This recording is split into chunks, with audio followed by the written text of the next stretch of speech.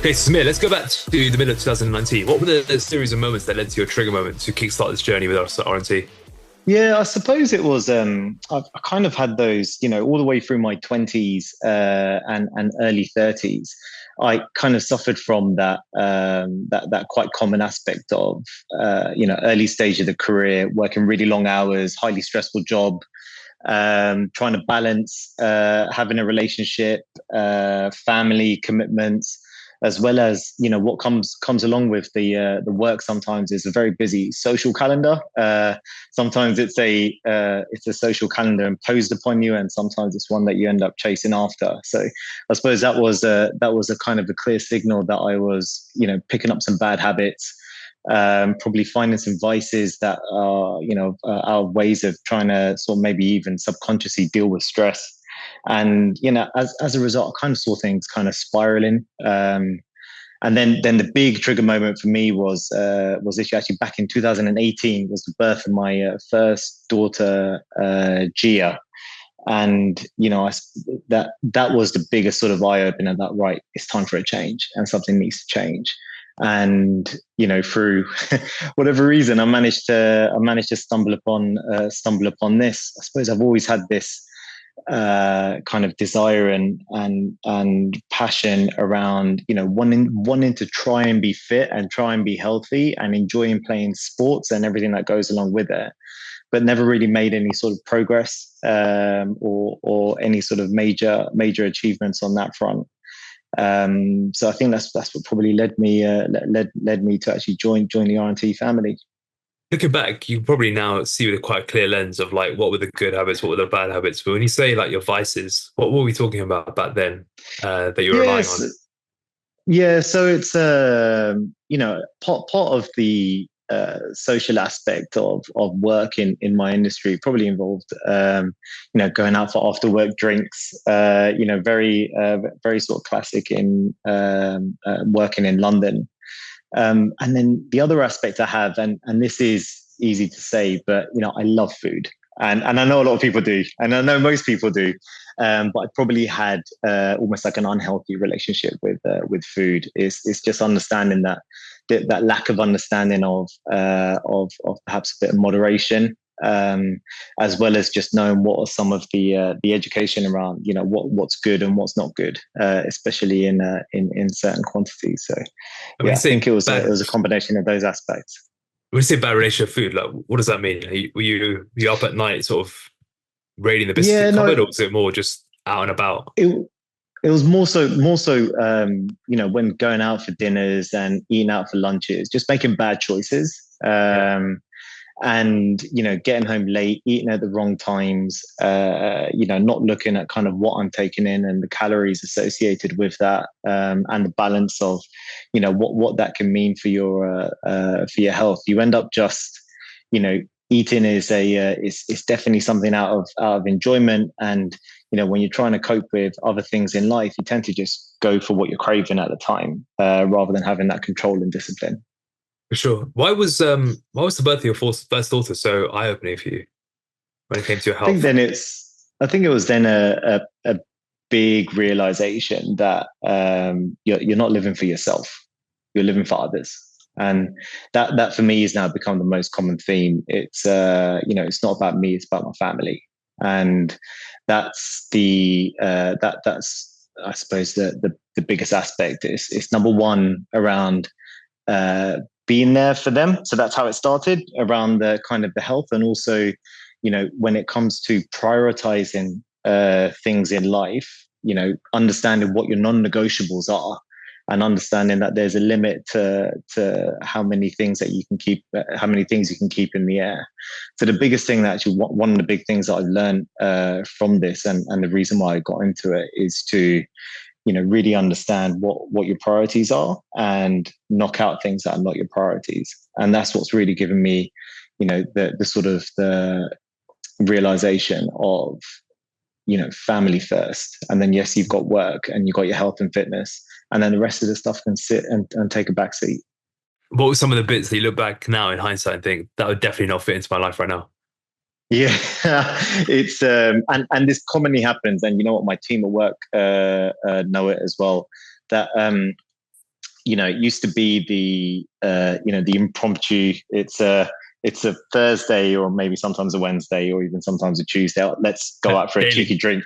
Yeah, a cheeky drink after work, and it's just a way to decompress, or to maybe just talk about the day and catch up and like vent a little bit. And these are all nice, good, rational aspects on why to do that. But that part just doesn't fit my life anymore. So in the end, actually, what's now happened is the fitness aspect, the gym aspect, that's become my sort of decompression time, as well as my focus time on actually achieving something in the gym. So it's that means that it's contained within a certain amount of time.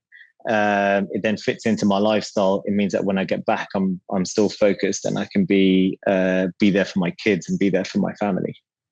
When you said that the birth of your first daughter like made you realize you needed to be there for them, in what respect did you feel you weren't going to be there for them based on how you were living your life, or just where you were at mentally and physically? So it's never a question on whether I would be there for them or not, because I would. But it's also around the quality of your presence, and that for me is a very big aspect. So it's if you live in a certain way, then it could just completely zap any spare time that you have, which you should be spending with them doing something nice and active and actually full of fun and enjoyment for them. But instead, if you're kind of not feeling well because of the week you've had, or you're too tired and exhausted because you haven't slept enough during the week because you've been out too many nights and all those sorts of things, it's those aspects which have really shifted the focus of my life. Okay, and how did you feel back then, mentally and physically, in those moments where you're building up to that? I need to do something about this. Yeah, when I still recall, and this was probably just before a bit before my young one was born. I still remember it was, working sort of 12-hour days, being out in the evening, getting back late, sleeping sort of 4 or 5 hours a night, and then basically getting to the weekend, and then just being pretty much just passed out on the couch pretty much most of the day, and not really getting much time to spend with missus, or to do nice things and to do get out there and really enjoy time together. And that was basically the sort of the before. And you could probably see it in my face as well, like the sort of bags under the eyes. I wasn't looking particularly healthy, and needless to say, I was a smidge overweight as well. Yeah. Okay. Smidge. I like that word. And were you doing much in training? I think you said you always try to stay active and do sports. Yeah. Is it just sort of random stuff? I did, man, and I must be honest. It's when you look back at where I am now, my wife was like, "What were you actually doing before?" So I did go to the gym. I'm not sure I had much structure or guidance in terms of what to focus on. So it's about the quality of the time spent training, and also it was a bit of a hodgepodge of everything, if I'm honest. It was, working out in the gym a couple of times a week, not really feeling motivated to do strength training. So I'll just jump on, do something kind of cardio related. Maybe you're not pushing yourself very hard. Then playing sports a couple of times a week, which, to be honest, had the benefit of being social and a way to catch up with friends. But again, it's quite inconsistent, because it kind of changes from one sport to the other. So it was very much active out of the want and the desire to do something physical, but probably without achieving much in any one direction. If that makes sense. Okay, so now let's take it to September 2019. You kicked off the process. Describe some of the early days, like. Now that you can look back on it quite nicely, because you've seen like the different stage of the journey, but describe like the early months of changing your lifestyle, going from daily nights out, or close to daily nights out in the city, and then suddenly you're making all these changes in your lifestyle. How did you find that? Yeah, it's a bit of a shock to the system. I mean, the start of it, and you guys are great about sharing information just freely available to everyone to have a look at. And you spend the first couple of weeks on this thing called cleansing the palate, where it's almost like a non-negotiable. You just got 2 weeks. You're going to stick to this meal plan, and you're not going to deviate from it. And you're also going to step up your activity levels in terms of how much you're going to walk. You're going to drink, this amount of water. You're going to sleep this amount, and you're going to report every day. You're going to plug in all your information into a tracker, so we can keep an eye on what's going on. And that's, for me, that's what kind of set the tone for what we're going through right now. So yes, it was a bit of a shock to the system, but it had some it was tough, but once you kind of got through even the first initial stages, you almost start how do you say it, feeling a bit cleaner, because maybe you're eating a bit cleaner, you're cutting out a lot of the other crap, you're making some, and here's one of the key messages, you're certainly making some sacrifices in terms of other things that you could be doing at that particular point in time, because you're really going in, you've made a commitment here. So that's probably the very first part of it. And then I suppose after that, once you get into the swing of things, then it starts becoming a bit more habitual, but only because you are constantly reporting back, and you feel like you've got someone there with you. In that sense, it's the coach who's helping and guiding you through. Can you talk a little bit about the sacrifice? Because I know before we jumped on, you were telling me about your wife being an integral part of this journey for you. Can you talk about the sacrifice involved, but also the importance of having, for those who it's applicable to, a supportive spouse on this journey as well? Definitely. I mean, my wife is a rock in all aspects of my life, yeah, and this was no different. And I think the key point here is, by being on this journey, yes, you are making a sacrifice because you're prioritizing different things now in terms of what you do, what you eat, and what you don't do as well, just as importantly, like we described before. But the thing not to forget is the person, and it doesn't even need to be spouse. It's just those people that are really, really close around you. It could be a best friend, it could be a work colleague, but for me, yes, most importantly, it's my spouse, who's, without, almost like unintentionally, is making the sacrifices with you. And that for me was incredibly important. And I'm incredibly fortunate that I had someone who was so supportive of this, and would, kind of back me when it comes to, making certain decisions in terms of, yes, we can do this, or no, we can do this. And it's such a big part. And for that, I suppose, for those that are in that particular situation, but as I said, those may have slightly broader inner circles. I think it's really important to not, when you make a commitment to do something like this, don't hide it. Tell people so that you're on this process. And it's probably three reasons to do so. Number one, first and foremost, as I said, you get that support and you get that understanding from those that are closest to you. Secondly, and this is maybe cheekily, you put a bit more additional accountability on yourself. And that's also important. It means that you almost have people that are there rooting for you as well, which kind of keeps you committed and keeps you motivated. And then thirdly and finally is that, especially as you start really achieving results, it can be, you can inspire some people as well. We've all got people in our friend circle and our family circle, especially having gone through this, who could really do with something like this. And sometimes it's seeing someone else go through it can really help others make a change as well. Amazing. Was your wife on board right from the beginning, or did you have to sit her down and explain what you're going to go through? And why was it also only for you? Was it something she wanted to do as well, or like describe that aspect? Yeah, no, it's a good question. So obviously we knew kind of, I'll be honest with you, I kind of made this decision somewhat impulsively. So I just signed up. And well, I actually look back at some of those comms. I just remember today you were introduced by Raj. That's Raj, it. Exactly. Who's also, by the way, still on the journey. He's getting ready he's getting ready for his 40th at the start of next year. So awesome. That was pretty cool to see that. And then you pretty much just got introduced by Raj, and next thing you know, you're in. That's it.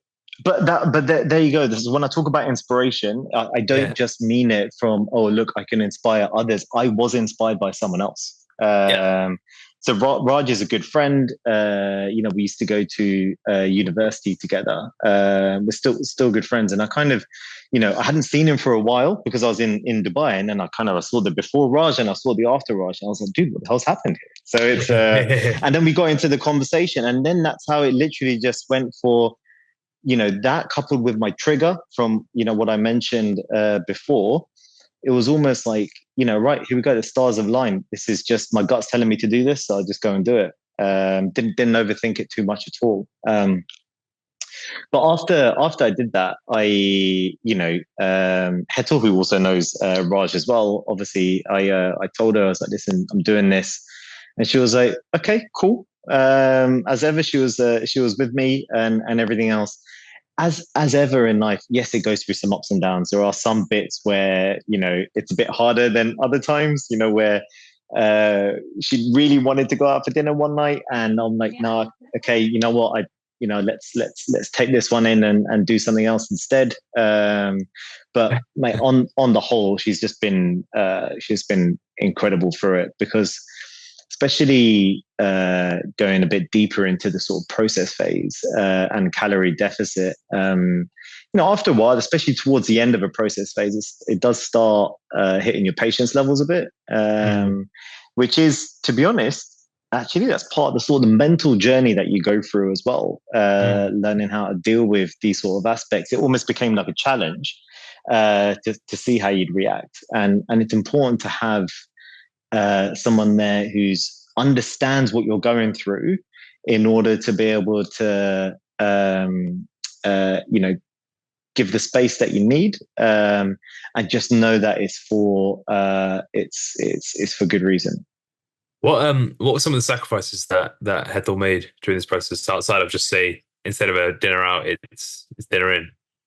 Yeah, so to be honest, it was like pretty much what we ate every day, because we eat together. So that's one of my rules in life. Like, no matter what I've got work related, I will always, it's got to be 90+% of the time, make it a point to get home that I can eat dinner with her. That's it, because I can't guarantee everything else, right? So that's my my time to have with her. And it almost became somewhat monotonous in terms of food choices can happen. And she would join me on that. She would also say that when we've got like family gatherings, not all of the extended family would fully understand what this is and what I'm trying to do. So it's, she would always be the one to like back me in that situation and say, no, we're not going to do that. We're going to do this. Or yes, we're going to come to this, but don't worry, Sam's got his own food. It's okay. It's good that she's saying that for you. Yeah, for sure, So it's because it's especially like when it's, if it's her family, they will understand. If it's my family and I tell them and they don't, then she'll step in there and sort it out. So no, she's great. And also just putting up with the, she also has realized, and this is where this is where that you've been together a significant amount of time, because she understands now, not now, but from all the way through this time, and she still knows now, and it's not going to change, that, say for example, we're on a holiday and we're back in the UK and we're staying with family. She's already, even just on this trip, I just went back to the UK, okay, and I was staying there. And the first thing she did, bless her, is find me a 24-hour gym as close by as possible, because she knows that if I don't have access to that, it's going to have an impact in terms of my mood. And, she knows that bit is important for me. So wherever it will fit in, whether it's in the evening, whether it's in the morning, whether it's at whatever pockets during the day, she knows our conversation when we're planning the day is that, okay, what time do I need to go to the gym? Or we're doing this during the day, you can go to the gym with this, making sure that is a non-negotiable in my life now. To be honest, it's actually rubbed off on her as well. So she's definitely taken some good from it as well. So just knowing that there's parts of things, even if it could be somewhat inconvenient for other things we may want to do in the day, she knows it's important to me. Well, I hope she listens to this, because you're giving her a lot of praise here. I love it. Well, it's well deserved. For sure. Yeah, for sure. Okay, so Sam, we're talking about like the aspects of challenges and obstacles. Obviously, one thing we haven't mentioned is you moved home 5 times, including moving countries, twice, Dubai to England to Singapore. How has that impacted your transformation, your journey, your health and fitness? How have you managed to navigate uncertainty in that respect? Also, sorry, to add in a newborn in there as well. The changing routines, the changing structures. So many times we hear from people saying, "I'll do it when I complete that move.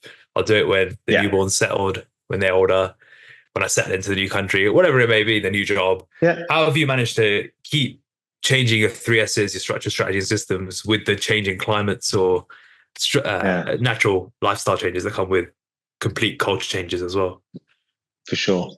So there's one bit I'll address, and this is almost like a key message for anyone else that's considering this. There's never a good time, and there's never a bad time. There's always a country move. There's always a home move. There's always a job move. There's always a newborn. If it's not that, it's going to be something else. There's going to be a family wedding. There's going to be a long 2-week holiday. There's going to be a stag do. There's going to be a hen do. Just take your pick. It's life, right? There's always something. In terms of how I dealt with this sort of thing is where I kind of I found the value of having a coach, to be honest, to help guide through these things. So you have your structure, your routine, your plan, which is on a sort of a business as usual basis. This is what you do during the week. So that's fine. And then by having that sort of regular dialogue with a coach, and you let them know, they're like, right, listen. So the one that I have kind of more frequently is I have to travel a lot for work. So I go out for sort of a week at a time. And, earlier stages, it's now become somewhat embedded now in terms of what to do. But certainly earlier in the process, I just message a coach and it's like, listen, we've got a couple of next week I'm traveling, I'm away, and then when I get back, I've actually got a friend's birthday that I've got to go out to, and it's a dinner. I can't avoid it. It's got to be there. So okay, cool, no problem. So here's what we're going to do for the time that you're away. Instead of this many daily steps, I want you to up it to this to kind of increase your activity load. Try and make sure you always try and train every day. Control the meals that you can, and I've got a plan for that. And the ones you can't is, choose sort of a lean protein source, max out on your vegetable, just one plate of food. Stick to soft drinks if you can. Avoid the bread, avoid the olives. It's all right. It's okay. It's a recipe, and I'll help guide you through that. It's there are times when I've got a social dinner, like I mentioned. If you've got like a friend's birthday that you're going out for, you can't avoid it.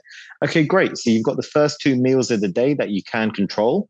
From one of the meals, just cut the fats out of it, and then so that gives you a bit more room to deal with it in the evening. So it's some of those things that your coach really does help and support you with, to make sure that even when the world will throw all sorts of different things to you, you can still make a plan. You can still stick to something, and you can still maintain and make progress. Now, the other aspect to that is that it's, I know a lot of those things now, which is really important, and that's had a huge impact on my on my life. That it comes somewhat natural, these choices now. But truth be told, it takes it takes a while for it to become a part of your DNA and to make a true change. So I don't see something like RNT and having this sort of guidance and support as something which is a very short-term fix. Because you can learn everything, right? You can read everything. You guys publish all the information, but actually going through it step by step and every single time having someone that can guide you through it, only then after you go through what for some people can be years, other people may even be significantly longer, to be able to make a true structural change in your heads in terms of what's a good decision and what's not. So that's the way I deal with all the sort of ups and downs of, whether it's moving country, whether it's moving home, whether it's a new baby, whether it's changing work priorities, other busy social commitments, other stresses in life. There's always a workaround. And why and it's good to have someone to guide you through it. Why did you not like mentally think I should just probably pause until I move and I'll pick it up later on when I'm settled back? Why did that never cross your mind? First of all, it's that same aspect. If it's once that bit's out the way, there's going to be something else. Yeah. And I think I learned after the first couple of instances of going through this process that there's always a way to manage it. And that's the trick. It's that once you figure out that it's none of it is impossible. It's really, there's always a way through it, such that you can, to be honest, in a good instance, still make progress in whatever your goals are at that particular point in time. So, it could be, I've had instances before where, I have been traveling, I haven't had access to a gym, I've just had a bit of a hotel space and a floor and everything else. Great, I've got a body weight circuit that I can go through. I'm living in and out of a hotel for 2 weeks. Okay, great. I know what I can do in terms of for these particular meals. So you can always do something, and then it also becomes, I'd say, positively, in a positive way, it can be quite addictive as well, because you just end up, feeling better by eating cleaner and being healthier and being more active. And part of me just didn't want to lose that, even when taking those breaks. And by being on the process, even if things can deviate outside of control, you still feel accountable enough to make sure that you are still getting back on it sooner rather than later. Meaning that if you end up having 2 weeks of just something that's just completely thrown you off track, it's not gonna. You're not going to then spend the next 3 months feeling sorry for yourself. You're just going to get back on it the next day, and then before you know it, you can really get back to making some progress. Can you talk about the moment where you realized it went from something you have to consciously think about to something where it just became ingrained into your identity? That's a hard. Yeah. I know that's a hard moment to identify, but one thing we talk about a lot of internally as a team is how long does it actually take for someone to go from having to always think about when you're doing steps, are you going to work out this week? Are you going to it just becoming, we hear us talk about rewiring your behavior, mindset, and identity, and how that actually happens. And so hearing it from yourself, I think it would be quite cool to, if you look back, when do you think it clicked in for you that you just became this new person who has, your wife thinks of it as you need this 24-hour gym because you want to go train. It's not like, I need to go train. I'm away. Yeah.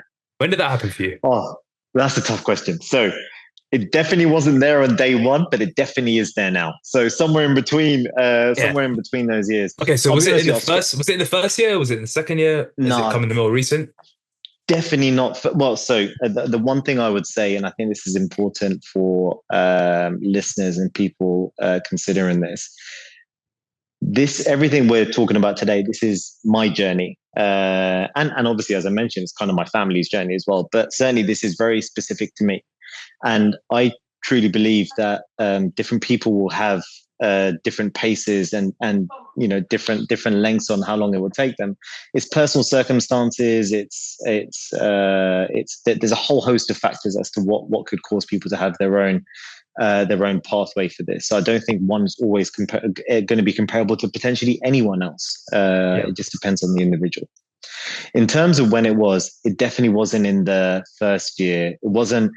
It's certainly not after my first checkpoint. So going through the waves, that was really it was crazy just looking through at the sort of the pictures, and it definitely wasn't there after my first checkpoint when I just lost a shit ton of weight. And I had been training as well, but it was predominantly about fat loss in the first instance. And then as I went through a cycle of kind of maintenance and then investment, it probably wasn't even there. I'd probably say it's only in the last couple of years that it's really, really, truly sunk in, where it's this completely unconscious or subconscious choice that I'm making. That I don't need to think about it now as much anymore. So if you had to really span out the sort of the 5 years, it's definitely closer more towards more recent time. And I think that's again the important thing to note, that there can be a lot of misconceptions around, look what someone can achieve in 12 weeks or 18 weeks or 20 weeks. And yes, you can get fast results. I lost a lot of weight in a reasonably short period of time, but to actually have, I think we use the word transformation a lot. That for me is not a 12, 18 week process. Not truly, not for mindsets. But as I said, it might be for some, but it wasn't for me. Yeah, that's pretty consistent with what we've seen in lots of different people. Like you said, the difference is maybe someone might take 2 years to get that as an unconscious behavior. Some people make 3, but I think more and more we're realizing it does take those years, because you're rewiring years of bad habits, or decades of bad habits. How long it takes? 10, 15 years to pick up a bad habit, and it's not something that you drop overnight. Especially since a lot of those habits are easier to pick up than they are to drop. Which one was the hardest one for you? So prior to joining RNT, as I mentioned, I had a very active social life outside of work, and there was those classic pints after work. And when I started, the 1st of October 2019, and I went through the cleanse the palate process. I didn't drink for that first period, right? Because it was really key. And then I kind of kept that going a little bit longer. And sure, eventually as I was going through it, through social sort of ways and stuff, I do enjoy a drink, and I would start drinking again. But to the day, I still have never, since the 1st of October 2019, I've not had a sip of beer. Really? So I just drink, not a single sip. Yeah. So that's the one that I just left. I left out the mix. And why is that? Why did you decide never to pick up the odd pint, enjoy just one cold beer?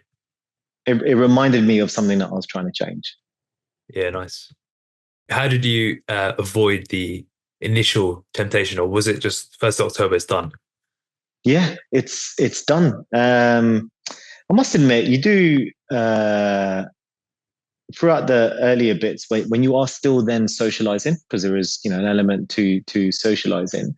It's you just make different choices. So if you are in a pub with someone, you just choose a different drink. So if I was in in quite a strict process phase, then sure, it may just be a soft drink like a sparkling water or something, and it would just be in for a quick drink to say hello, and then I'd sort of pop out or join later.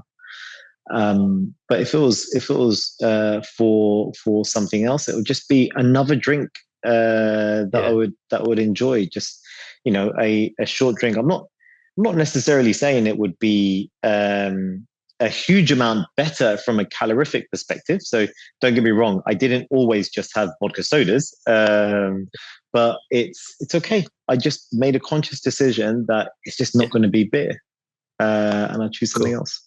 What did you do in between your first and your second checkpoints? Your second checkpoint happened in 2024. First one happened in 2019, slash 2020. When you got to that 2020 checkpoint, what were you thinking about what comes next? Like, what did you want to achieve next? Why did you decide, right, I need to just keep going here? So easy to just think, oh, I've done it. I've lost the weight. I've ticked that off my checklist and a bucket list. But then, what was the process there? I think my after I got through that stage of the process, honestly, Akash, I think my why started changing. And it developed a bit. So it then became for me, given everything that I was, going through in that stage in life, I lost best part like 30 kilograms in, that course of like 8 months. And what was your heaviest weight when you started? About 94, and I got down to 64. Yeah, well, yeah. Yeah.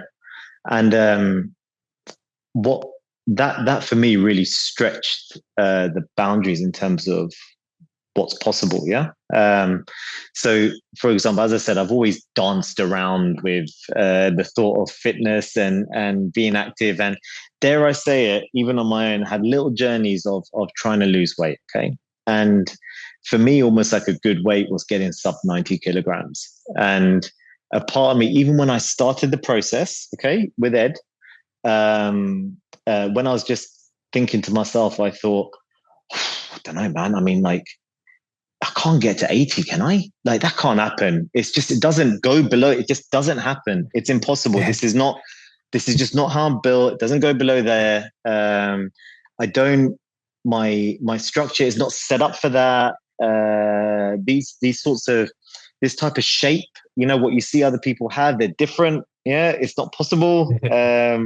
So after I kind of got through that first stage, it then became, oh shit, that's it. Something that I thought was impossible has now become possible. So let's check what else is possible now.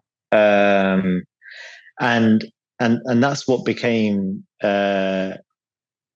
almost a bit of a positive obsession for me, was to really stretch the elastic band here. So as a result, kind of when I got down to that stage, again, it was some, really helpful guidance from Ed in terms of, okay, now we've got here, let's kind of consolidate, let's get into a bit of a maintenance, because it's been a long stretch of dieting to get things back to something that's importantly a sort of a lifestyle routine, something that really fits and it's sustainable. And for me, it was just important. I said, I kind of want to focus on the training. So I'm doing this kind of same routine, which I enjoy. It works for me. I know what I'm doing. I want to just progress and get better. And it's, every now and again, I'll do my form checks with Ed to make sure that, I'm not going to throw something out, or if I'm doing the right thing. And then just kind of see what happens. So I ended up going into something like an investment stage. That's for a long time. That's for about a year or so, or maybe a bit longer. And then there was, one particular, I wanted to get back to London, and I wanted to, bring my weight back down in order to, get ready for, I had my 40th and my wife's 40th party in London that I wanted to get ready for last year. So I actually went into another, I spoke to Ed, I was like, right, I'm going to go into another fat loss phase. And it was almost like a mini one. And then we did that, and I brought that down. And then I went back into another sort of 6 to 9 months of a sort of maintenance and building phase. And then, I just came into the earlier part of this year to say, well, okay, cool, right, let's go for it. Let's give it let's give it a proper shot here. And even whilst I was going through that, it's it was really good. Like one of the other aspects that kind of RNT brought to it was not just a one-to-one dialogue with the coach. It was also being part of like a broader community of people that are going through the same thing. And that I find obviously it's helpful for me, but it also gives me an opportunity to share things that I'm going through with others who might be at different stages of the process. So really creates that kind of that sort of community vibe to it all. And that's when you really truly realize that whatever's going on in terms of your challenges and your obstacles and everything else, I don't think it's anything you've not seen before. And that's why it's very easy to provide to provide a sort of almost like a solution for it, or to say, yep, cool, it's very common, this is what you do. And that I think is really helpful. So yeah, then that's when I got to this last bit where I was really making some progress in terms of trimming the weight whilst really training hard. And that's when you could really I could really see the results, especially towards the end. That's when it came down to the last couple of days where I was just like, I can't, it's just happened. It's there's always more you can do, but we got there. And it's the bit that got, when I saw the picture, I said to Ed, "What shoulder routine you got? You got someone. His delts have just blown. It's like you've put like 2 boulders in there in the last 5 years." Yeah. So that's the that's the bit where, again, if you look back and reflect, even at the end, it was just me. I shared obviously I shared the pics with Ed, and even his reaction, he replied back in like 30 seconds. I don't know what time it was for him, but the times don't seem to work that he saw him. He was like, "Yes, Sam." He got it. So it was really it's really really positive in that sense. But it was a real, if I was to look back, this was the bit. It was, so first of all, what I thought was impossible was going below a certain weight. And then the other thing that I thought was impossible was to kind of reshape my body to that where we ended up. What was your body weight in the most recent picture? Not too dissimilar to my first checkpoint. So it was about 67. You've got a lot of muscle. It was about 67 kilograms. Yeah, that's a lot of muscle, because you're leaner in that picture. Yeah. You look a lot bigger and fuller as well. It's a big change. So 67, and now your maintenance weight, what are you sort of holding at? Pretty much about 70. Just a few kilograms higher than the recent low. Okay, and how does that feel then? You looking back, you've held this weight for so long now. You've held it for a couple of years, around 25 kilos off your heaviest. Yeah.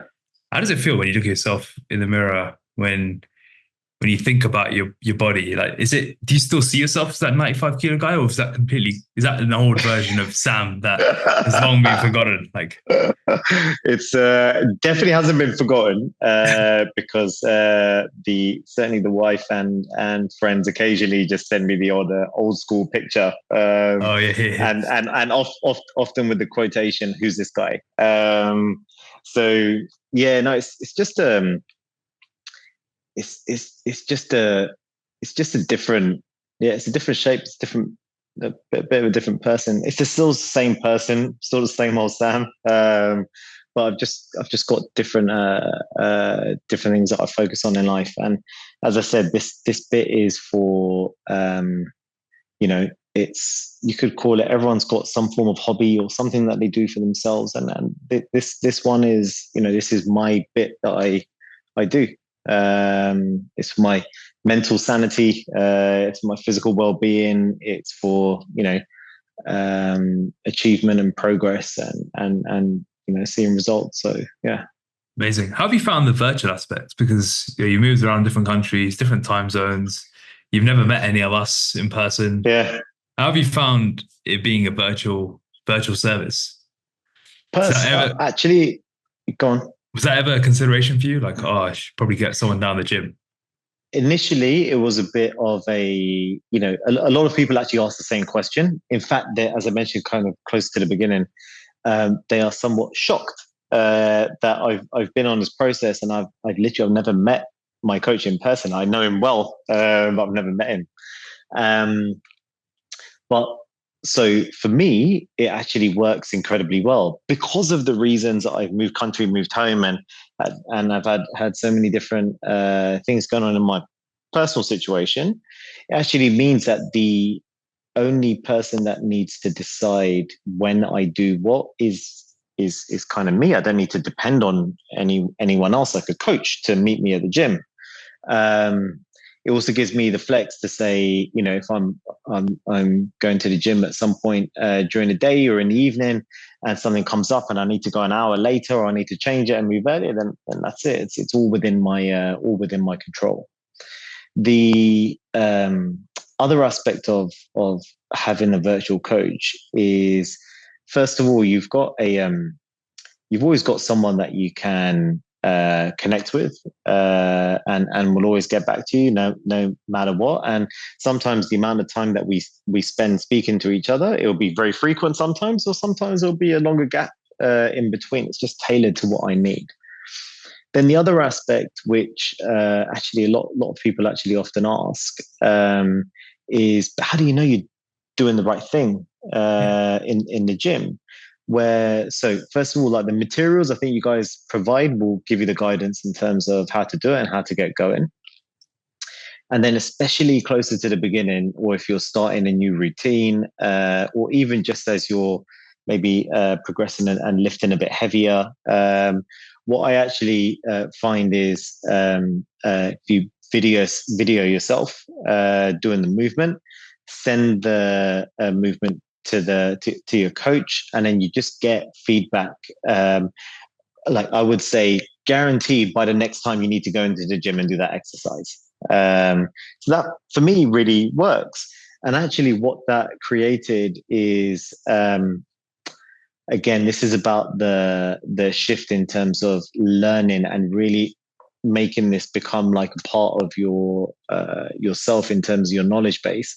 I often find now that when I video myself to check my form, I already know what I'm doing wrong before I send it to my coach, because you just, that process of just then looking at you doing it is just blindingly obvious. And then when you send it to your coach, you get that validation, but you also get the tips in terms of what to do to form correct it. And then, you send another one round afterwards, and then you kind of just get literally the thumbs up, say, yep, you're good to go, keep going. And then you can build up from there. So for me, it works. It fits within certainly fits within my lifestyle. I think more importantly, also with the training, as I mentioned, the training is the one time during the day that it's just me. I've got my headphones on. I'm in the gym. I'm doing my routine. I'm listening to my music. I don't talk to anyone. And that's actually a really important part of my day, actually. And something, as I mentioned before, my wife's very supportive as well. She knows that's my bit that I need in order to be sane and to operate and to be able to cope with everything else afterwards. So yeah, that's important for me. So for me, it works really well. Yeah, I could definitely resonate with that. So Sam, how's the physical been the vehicle for you? I would say it's given me focus and discipline, and that's something, and structure. And that aspect is something that really resonates through all aspects of my life now. It's allowed me to really prioritize what's important in life. It's made me really think and understand what my non-negotiables are in life, and then everything else is secondary.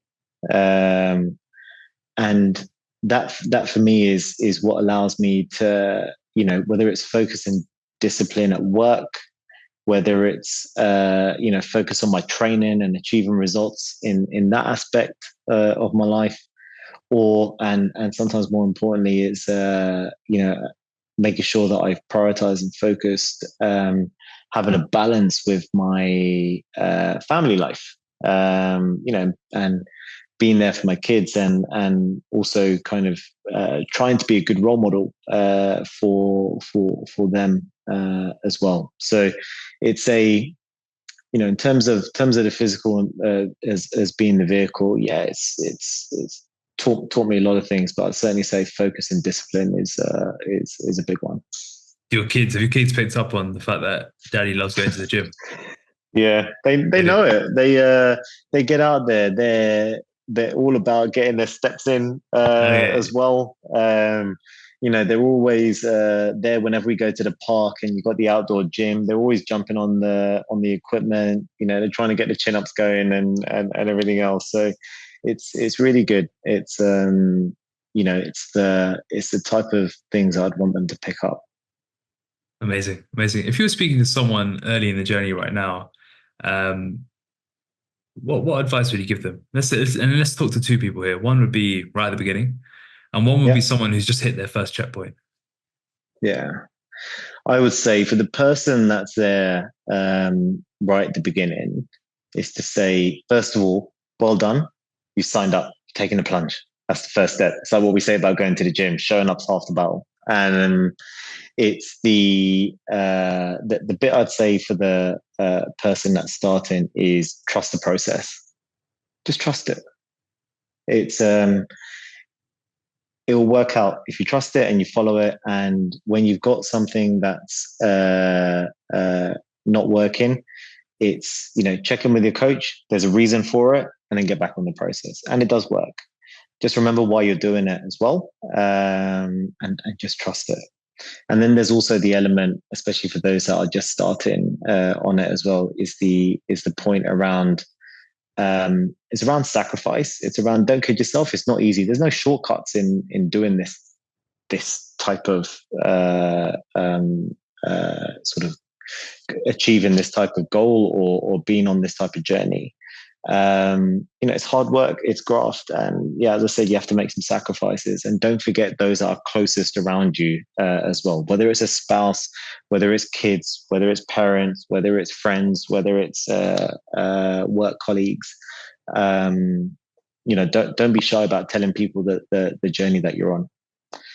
For the one that are maybe just hit the first checkpoint, of course, first of all, a big high five and a well done for getting through that stage. The thing that I will tell them is actually the thing I'd say 5 years in, talking to myself in a mirror, is it's not the end. So I would say if you're happy with what you've achieved now, then there's two things. First of all, you kind of want to hold on to that as well. And that in itself can really benefit from some guidance to stop yourself from kind of rebounding and falling back into bad habits. As I said, people have different journeys that they go through. But for me, going through the first checkpoint was not enough to really change things in my head around some of the more systematic aspects of my life. And then the other aspect is to look at, well, since you've achieved this, why don't you see what else you can do as well? And that's where it becomes a longer journey and a lifestyle change. Amazing. What almost kept you from joining back in the day? I would say, and I think we briefly touched upon this, it's that timing aspect. It's it's that time. Oh man, I can't do it now. I'm about to move country in a few months' time. I'll consider it on not the next intake, but the intake after that. I'll sign up for it then. Yeah. Or I'm moving home, or I've just started a new job. Or do you know what? I'm like, the day that this thing starts, I'm actually on a 2-week holiday. I can't get out of it. And the truth be told is that there is never a good time. And also similarly, there is never a bad time. There is just time. And it's just, you kind of just have to get on with it. And to be honest, that's where it was, what works for me is that as I kind of mentioned, my decision to sign up, it ended up being quite impulsive and somewhat spontaneous, where I had a few signals where as I kind of mentioned in the beginning, the trigger aspects, I was inspired by seeing someone else go through it. And that's what kind of, made me aware of you guys. And then it just got to this, my kind of just a bit of a gut feel to say, you know what, fuck it, I'm going to do it. And I just quickly filled out the form, signed it off, I didn't overthink it. And that's what also I would recommend as well to anyone that's in that stage where they're thinking about joining.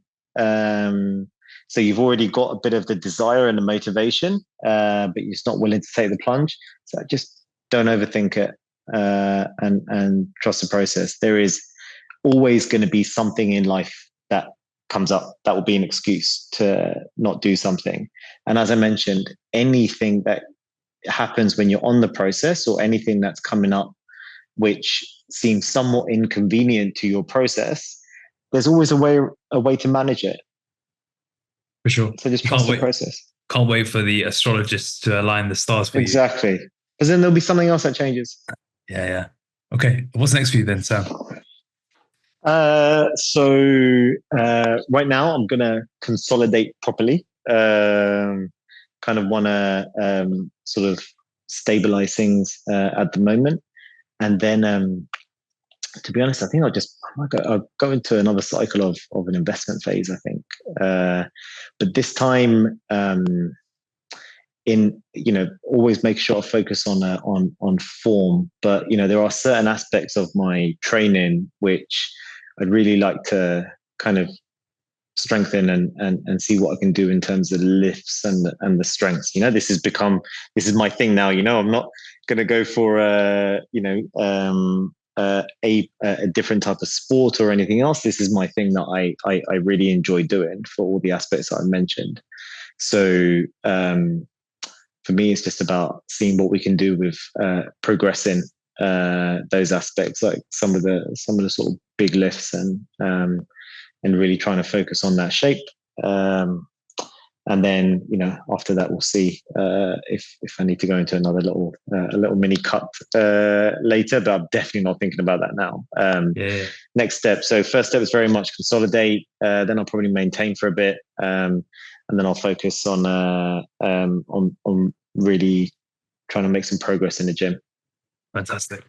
Well, it's been awesome to see your journey over the last 5 years. We'll share the pictures in the case study. So if you're listening to this, you can check it out in the links in the description. Is there any final words for the listeners, Sam? I would say if you're at the stage where you're really where you're even contemplating this, I think you just got to take the plunge and give it a go. And there's never a good time for this, and there's never a bad time for this. Is just you've got to get in there and trust the process, and just remember it's not a quick fix. It's not something that's like a short-term goal. Something like this has the potential to really change your life. And as I said, for me, it's been in a good way. Amazing. Thanks so much for sharing your story, Sam. No worries. Thanks, man.